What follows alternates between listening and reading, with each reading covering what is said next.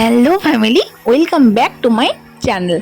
তো শনিবার ছিল আমাদের এখানে কালী পুজো, তো সেই জন্যই এখানে এই যে এত আতশবাজি জ্বালানো হচ্ছিল, তারপরে চারিদিকে লাইটিংও হচ্ছিল। আর এই যে সকলে এখন গেছে ঠাকুর আনতে, তো আমিও গেছিলাম লাড্ডুবাবুকে নিয়ে, যেহেতু পাড়ার একেবারে সামনেই ঠাকুরের মূর্তি তৈরি হচ্ছিল, তো সেই কারণে আমিও গেছিলাম।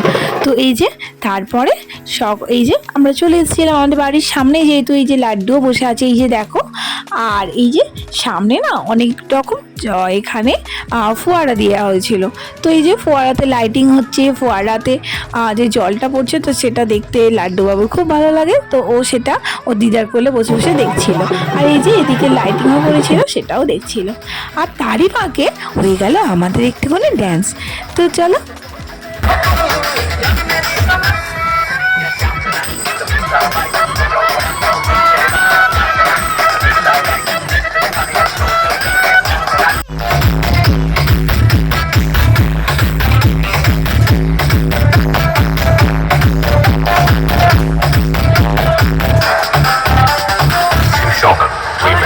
তো আমরা সকলেও একটু এনজয় করে নিলাম, কাজের মাঝে একটু এনজয় করতে তো সকলেরই ভালো লাগে, তাই না?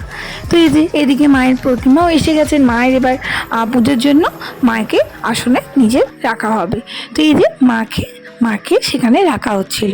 তো মাকে এখন ওপর দিকে তোলা হচ্ছিল।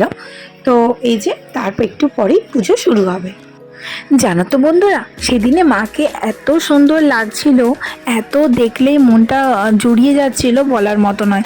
একটা আলাদাই একটা অপরূপ সুন্দর একটা মমতাময়ী মায়ের মতো কত সুন্দর লাগছিল, তোমাদেরকে জাস্ট বলতে পারবো না, মানে খুবই সুন্দর লাগছিল।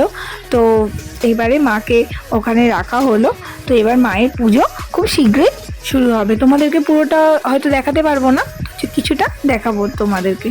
তো এই যে মায়ের এখন পুজো হচ্ছে, আর আমরা এখানে ওর মিমির সাথে সকলে মিলে বসেছিলাম। তো বসে বসে কিছুক্ষণ পুজোও দেখছিলাম, তো খুব ভালো লাগছিল পুজোটা দেখতে।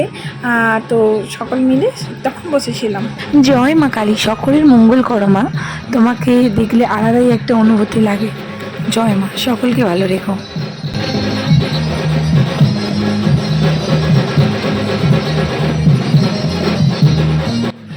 সেই দিনটা আমরা সকলে মিলে, ওর মিমিরা, ওর দিদা, দাদা, সবাই, ওর পিসি টিসি সবাই এসেছিলেন।